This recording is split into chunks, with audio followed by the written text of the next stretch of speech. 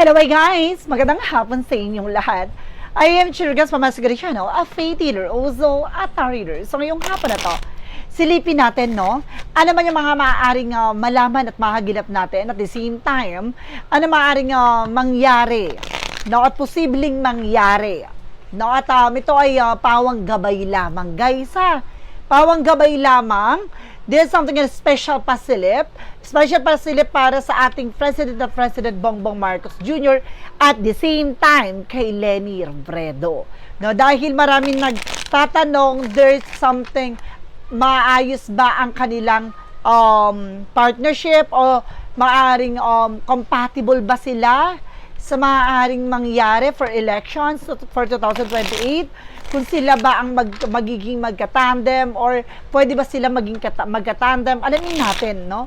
Ano yung bagay o energy masasagap natin sa energy nila, no? So let's see, guys. Don't forget to like and subscribe my channel.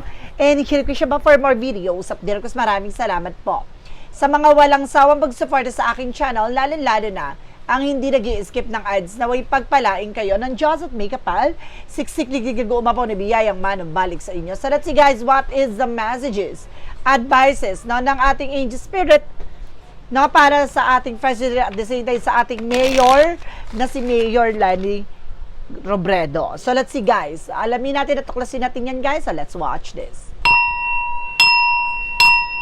Angel Spirit, let's give an information po. Ano man yung mabagay na maaaring masagap natin sa energy nila. Angel Spirit, let's give me information. So there's something, a death card. No, mayroong bagay na maaaring matapos na. No, there's a death card with a transformation. No, merong maaaring magsimula. There's a transformation. There's an ending and a new beginning. No, with a death card. No, there's a transformation. So, it's a part of transformation pala yan. And there's a magician with the power of God. Ay, maaari sila maging magkatandem. There's a creation. So, talagang ibubuo or bubuuin talaga with a partnership, a teamwork. Ay! Ang ganda ng reading. There's a possible na talaga maaari maging magkatandem sila. No? Oh my God! And there's a 6 of Wands for victory at maaaring ipanalo nila to at maaaring magtagumpay sila sa kanilang hangarin, no? At ang kanilang gustong mangyari with the King of Pentacles, secure, very secure daw, no? May nasasansa ko dito na parang kumbaga malaking parte dito yung something a yellow member, something yung ganyan, no? Yellow group, no? So, additional messages. With the Sun card, there's a pure positive outcome. See? Magiging magandang kalalabasan, more on positivity. Oh my God! Dating magkalaban ngayon, kumbaga magiging magkakampi nga ba? Oh my God! What is the death card? Ano tong death card na to? No, there's something, the lovers. Ay! Mayroon ditong bagay na maaaring malaman about sa death card na pagkamatay ng asawa. Oh my God. So, ibig sabihin dito, may marireveal din dito during sa kanilang no? Pag nanalo silang dalawa at nakaupo na pareha silang dalawa within 2028, there is a possible na maungkat din yung pagkamatay ng asawa niya. No? Ni Madam Leni. With a magician, represent what? And of course, there's a tower moment. O maaaring ginagabayan dito, no, ng asawa niya. No, and of course, there's something a tower moment for major changes. Malaking pagbabago ang maaaring mangyari. There's a magician at the tower moment for a major changes coming in. See? It's a something creation. Talagang bagay na to ay create ng ating universe, ng ating Panginoon. What is the Three of Pentacles? No, there's a judgment. See?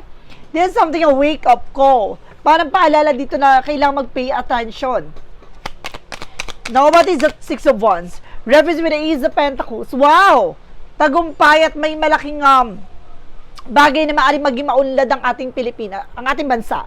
No, dahil maaaring marami pang darating na investors or paglago sa ating bansa. Wow! What is the King of Pentacles? There is something, guys, with a strength, with a confidence. si secure at kumpiyansa, no? Talagang pinapakita dito na very secure at confident dito ang magiging administration talaga, a partnership. No, pagtutulungan talaga ang mangyayari. What is the Sun card?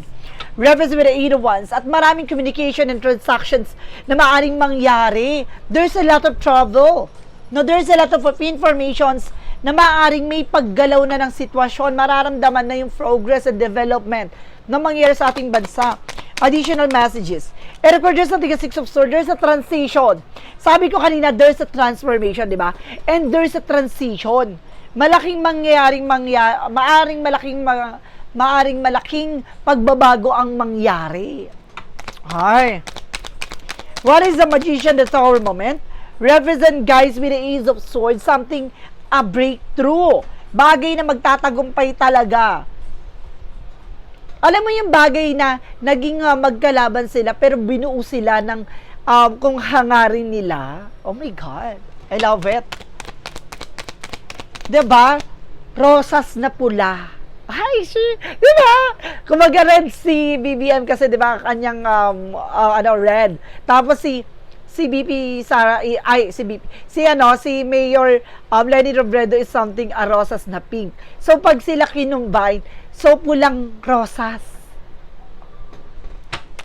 What is additional messages? There's something, guys, with the King of Cups. Very devoted and supportive. So magiging very devoted, supportive daw dito si BBM sa kanya. So parang kumbaga hahayaan niya si Lenny Robredo na kumbaga gumawa ng sarili niyang kumbaga pangalan, ganun.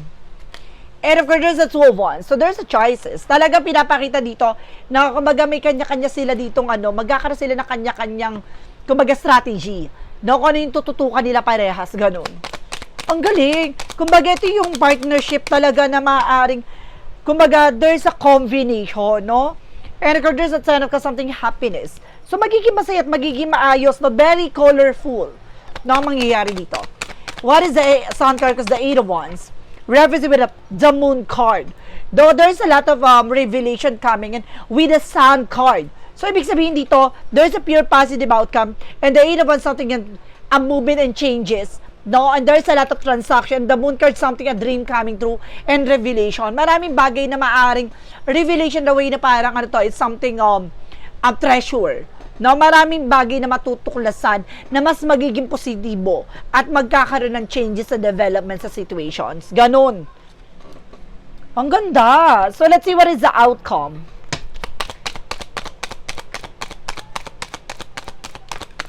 And there's a Five of Pentacles. So, kumbaga itong tandem na to, no, parang ito yung katapusan ng kahirapan, ang katapusan ng mga, kumbaga, financial loss of financial crisis.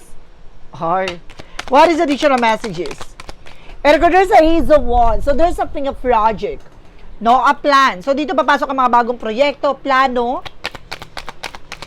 And of course, there's something else with the Hierophant, no? There's an unexpected situation. May mga hidden agenda dito. Mag-ingat lang kasi may lalaki dito. Na nasa-sense ko, may lalaki sa paligid nila na maaaring manira. No? Mag-ingat lang. May paalala dito, no, sa mga makakatrabaho nila. So, kailangan mas maging maingat silang dalawa. May lalaki dito na very manipulative. No? Manipulator. Now, there's something guys with the Four of Pentacles, so saving and protecting. So, may mga bagay na kailangan nilang pag-ingatan dito. Lalo na yung budgeting. Now, sa pagpili ng spokesperson, kailangan nila mas maging maingat. At the same time, mag-ingat sila sa magiging dito, yung, kumbaga, spokesperson, no? Yung magiging secretary nila at the same time, gano'n. With the Four of Wands, something celebration. Now, mayroon talagang mga celebration na maaaring mangyari with the Four of Wands. No, oh my God, there's something twin flames, no? Soulmate. So, parang pinapakita dito na maaring meron ditong soul connection silang dalawa. No? Now, there's something, guys, with a Knight of Swords. Now, there's a Knight of Swords with a success drive-in. Talagang magtatagumpay sila. No? Or more on positive, guys. Walang negative ako nasagap dito, oh. Napapansin nyo mapapansin nyo tong reading na to, walang gaanong sword. Diba? A sword something kumbaga pain, no, betrayal, something like that. Ang sword kasi yun yung pinaka mabigat, no, na part ng cards. Pero almost pentacles, and of course puro major arcana, and of course puro wands na nagre-represent ang movement. May paggalaw talaga. So, kilos, 'di ba? Action. Hindi daw bakasyon. Let's see guys, what is additional messages with an angel spirit? Na ano ba yung mga bagay na masasagap natin sa energy nila dalawa? And of course, there's something, the Page of Pentacles, investors, there's a lot of investment. With the Ten of Wands, no, may mga bagay na, there's an overloaded. No, ibig sabihin dito, kailangan nila i-manage na maayos to. Dahil maaring mas magiging maraming obligasyon or responsibilities dito, guys. And there's something in the Eight of Swords, a Knight of Swords. No? And of course, parang magkakaroon dito mga sleepless nights din. Nagawa ng super pagod at super busy. No? And of course, the justice will be served. No, magkakaroon ng balance talaga. Ang partnership nito, there's something balance. Perfect. No? Ano yung maaaring masagap natin sa energy nila na magiging paalala o gabay para sa kanilang dalawa? Ito na yon. Now, there's something in the Hangman, something stuck. No, meron ditong mga bagay na kailangan nilang alisin at tanggalin.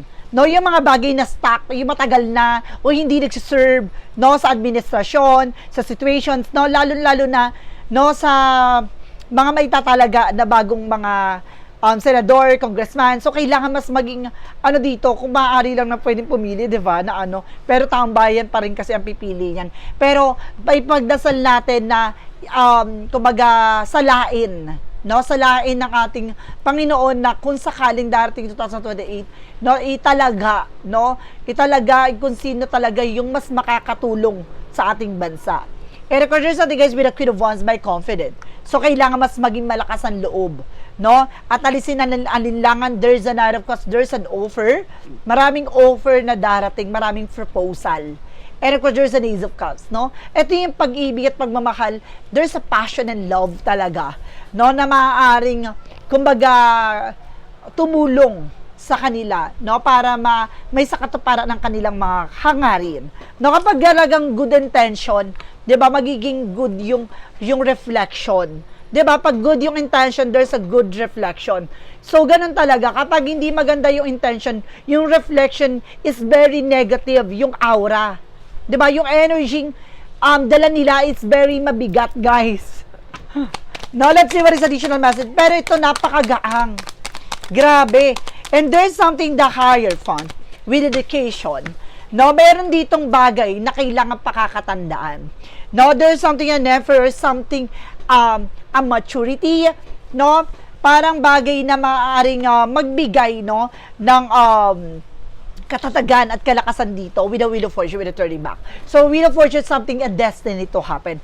So, it means, guys, destiny talaga na magkakaroon sila ng partnership. There is a possible na maaaring ito yung combination nilang dalawa ay maaaring mag-proceed talaga. No, yung Robredo and of course Marcos na tandem ay maaaring mag-work. Oh, kung ipo-pursue nila ha, yung tandem na yan, there's something a good outcome. So, magiging maganda ang kalalabasan ng kanilang tandem. So, guys, alamin natin, no, ano yung bagay na kailangan nilang pakakatandaan during that situation, no? And of course, there's an Eight of Pentacles. See, mag-ingat sila, no, sa pagpili ng mga itatalaga din, no? Dahil maraming sasabotahe sa kanilang dalawa. No, maraming sisira sa kanila. And of course, there's a devil card. No, may hidden intention pa. So, big sabihin dito, meron ditong maninira or sisiraan sila, both parties, para at least, kumbaga, hindi sila magkaunawaan. So, kumbaga, isa sa paalala sa kanila dito, na wag silang makikinig sa mga sinasabi ng ibang tao, bagkus makinig sila sa kanilang dalawa lamang. 'Di ba? Kasi meron dito ako nasa-sense na parang may mga bulong-bulungan na makakarating kay ganito, bulong-bulungan na makakarating kay para sirain, no? Pero mag-ingat lang dahil kumbaga ang traitor ay maaaring umaligid, may hudas na maaaring sumira. Dahil nakikita ko dito guys, meron akong nasisense na lalaki at babae na maaaring may chu-chu-chu sa eksena. Okay. So let's see what is additional messages tayo for a shadow worker. Ang ganda ng pasilip sa kanila, pasabog.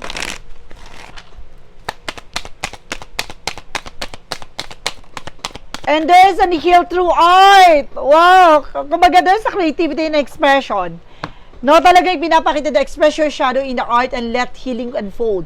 No, kumbaga kung gusto mo talaga yung ginagawa mo, parang drawing yan eh.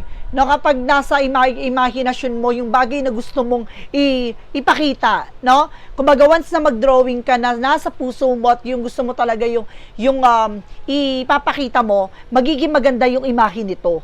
At itong bagay na to, yung mag-heal, no, yung bagay na magkakaroon ng kagalingan sa lahat ng eksena. No, parang ito yung magdadala ng paghilom, no? Wow, ganda. There's a clarifying for life situation.